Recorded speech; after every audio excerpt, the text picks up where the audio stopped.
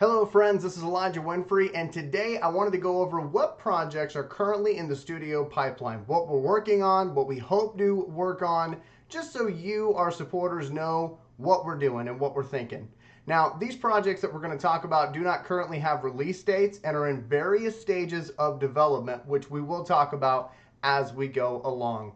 Before we get started, I want to make sure to mention, so I don't forget, our social media links. You can find Elijah Winfrey Studios currently on Facebook, YouTube, TikTok, and Instagram.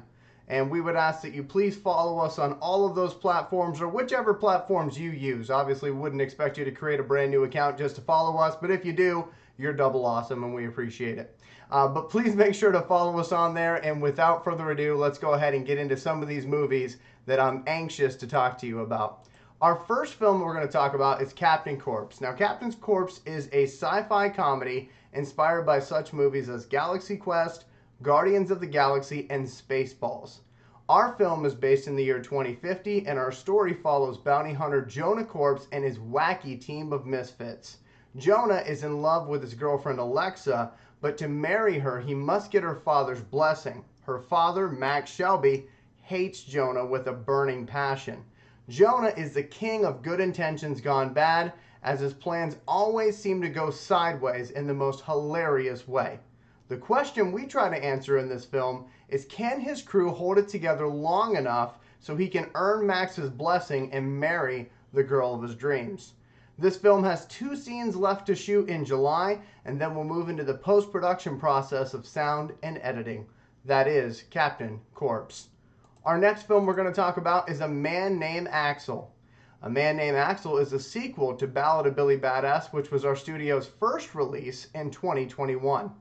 This script for this film was completed in March of 2021. This story follows Axel's journey since being captured by Anastasia Rose, aka Mistress E. We also see Anastasia questioning her future as a crime lord. For the first time in her life, someone has actually gotten close enough to hurt her, maybe even kill her. So now she must either quit this life of crime or completely surrender to it. Her right hand, Gideon Chase, is also back, and he wants the power. We see him creating a mutiny against Anastasia. Among other characters returning from the first film is Wise One, who is leading the efforts to find Billy Badass, who he believes has not been killed, although we, the audience, know better. A Man Named Axel is currently in development and will move into pre-production once funding has been secured. Our next film that we're going to talk about is Lunacy. Lunacy is a short film western inspired by the Twilight Zone TV episodes. The script follows the story of 2 brothers, Cain and Abel Looney. Their father, a former Union soldier, has passed away and is leaving an inheritance to his firstborn son. The problem? Abel is 14 years younger than Cain and doesn't know his brother exists. So when Cain comes looking for the inheritance, Abel takes issue. Crazy Cain Looney, an outlaw, is known for his abilities with a pistol, while Abel, a sheriff's deputy, is known for his ability to stop guys like Cain. Lunacy is currently in development and will move into pre-production once funding has been secured. We are now going to shift focus here to a mini-series, and that is where we find Reigning in Ramona. Reigning in Ramona is an 8-part mini-series that can be best described by combining the following things: the vehicles of Jurassic Park, the zombies from Walking Dead, the Hollywood Elite, and the Dome from Truman Show. Put all those ingredients into the pot, and what you get is Ramona. This mini-series is currently in development and will feature a mixture of writers from our studio, and we are hoping to begin writing this series in the fall. Up next is a film that I'm very excited about. It is Fourth Coast Killer. Fourth Coast Killer is our first attempt at a slasher film. This film was inspired by such classics as Halloween and Friday the 13th. In our story, a killer is on the loose in upstate New York, and a DA's job is up for election. The DA, Isla Sage, is doing everything she can to find the killer and run a successful re-election campaign. Meanwhile, 2 private investigators have been hired behind her back to try to solve the case before she can. Their names are Max Carney and Owen Cooper. and they are well known across the country for finding answers to the seemingly unsolvable cases. As the bodies pile up, we hope your interest will too. If this film is successful, we could see Cooper and Carney return as a part of an anthology series. The film is currently in development, and we will be announcing the writer of this script in the coming days.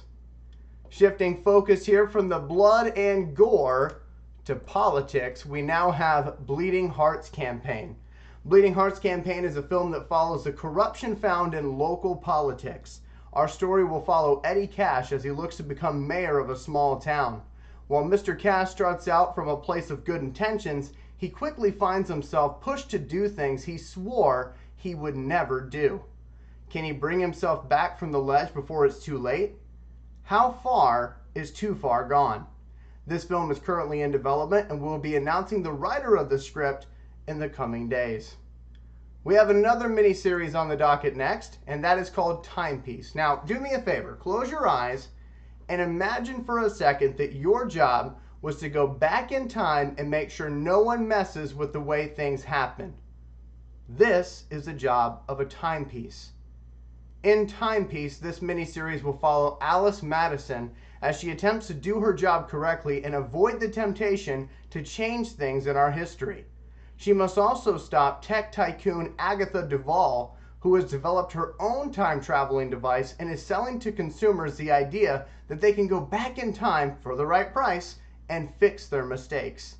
This series will also feature 2 different forms of time travel. To simplify, when Alice goes back in time, she is herself and must figure out what to wear to fit into the time period she has traveled back to. When Agatha goes back, she takes over the consciousness of someone from that event in history. This miniseries is currently in development and will feature a mixture of writers from our studio, and we are hoping to begin writing this series this fall. Up next, we're going to go out to the gridiron. That's right, a football movie. If you know me, that shouldn't come as a shock. Helmets of Glory is a football movie inspired by such films as We Are Marshall and The Longest Yard. This film follows the journey of creating a semi-professional football team from the ground up. This film is currently in development, and we'll be announcing the writer of this script in the coming days. We now go from the gridiron to nature with Purple Flower. Purple Flower is a short comedy film about the idea that sometimes it's better to let things go rather than hold on. This film is inspired by various short films I have seen over the years. The script is completed, and the film will move into pre-production once funding has been secured. And I will add that Purple Flower is the type of film that we would probably put in front of a feature film whenever we go to show it at theaters, kind of like what Pixar used to do with their short films. So that's kind of what we're thinking here with Purple Flower. It's not meant to be taken too seriously, but it is a lot of fun. Up next here, we go to 3 women who know how to have a ton of fun in Sirens. I'm very excited about this one. Now, you have probably heard the expression that jails are full of innocent people. This film follows that idea that maybe, just maybe, the bad guys are telling the truth for once. This fan film follows DC Comics' Gotham City Sirens as they try to prove their innocence regarding the death of Commissioner Jim Gordon. For those that don't know, the Gotham City Sirens are a group of villains comprised of Harley Quinn, Poison Ivy, and Catwoman. You should be seeing them on your screen right now. In our film, Lois Lane has traveled to Gotham to get to the bottom of what happened. She is there in part because the Daily Planet recently purchased and dissolved the Gotham Gazette. As we peel back the layers of this mystery, we hope to have you on the edge of your seat. Our studio is currently in preliminary talks with a talented actress, Kat Kova, who played Mistress E in Billy Badass and is playing Jonesy in Captain Corpse. And she's looking at potentially playing 4 different roles in this film, Sirens. The 3 of those roles I can tell you about right now: Harley Quinn, Poison Ivy, and Catwoman. The other, well, you'll just have to watch the film to find out. This film is currently in development and will move into pre-production once funding has been secured. And one final note I'll say on that, it's not often that you see one performer play 4 different roles. So I'm really looking forward to seeing what she can do to convince us all that there are 4 different people, and I know she can do it. All right, here we go. We're going to go for another fan film here, And I'm going to put two images up on your screen, and I'll tell you how they're related here in just a second. So, our next film that we are looking at, the final film on our slate currently, is another fan film, this time about the comic book hero, the Phantom. Now, the Phantom is one of the oldest heroes in comic book lore, and we hope to bring him to the forefront of your minds with this film. Our film will follow the 21st Phantom, Kit Walker, as he tries to uproot the Singh Brotherhood from Bengala. The good news here is that the Phantom will not have to do this alone if he takes the help of someone who happens to be in the area, as the Green Hornet will also be in town as he seeks to find and take down the Black Hornet for the murder of his partner Kato. Now, our Green Hornet is an older, wiser version of the hero we saw in the 1960s television series. This film was heavily inspired by not just the comic books, but also the other image that you're seeing on the screen, the Ghost and the Darkness, specifically how they were able to make the area look in the Ghost and the Darkness, and also the relationship between young Val Kilmer and the older Michael Douglas. So if you kind of want to get a little insight into what we're trying to do with the Phantom, make sure you check out the Ghost and the Darkness. It's a great film if you've never seen it. Now, with all that being said, that is what we got coming up here for our studio. So I'm going to pop up our social media links once again. And I do want to end it by saying this. We look forward to entertaining you with all of these films once the timing is right and the funding is secured. For those interested in helping on the financial end of these projects, please feel free to reach out to our studio directly, as there are opportunities to become a producer for some of these films or a donor for some of these films if you're interested. Along with entertaining you, we also hope to be able to bring more opportunities for creatives to collaborate with us. So far, from our first two films that have gone into production, Billy Badass, Captain Corpse, our studio has been able to create over 40 different opportunities for creatives to work and get paid to work in our area. This is by far the most important thing to us, is being able to create these opportunities for folks in our area. So we're very proud about that, and we look forward to creating more. With that being said, thank you so much for watching this video. Thank you for your support, and I look forward to seeing you at the movies very soon.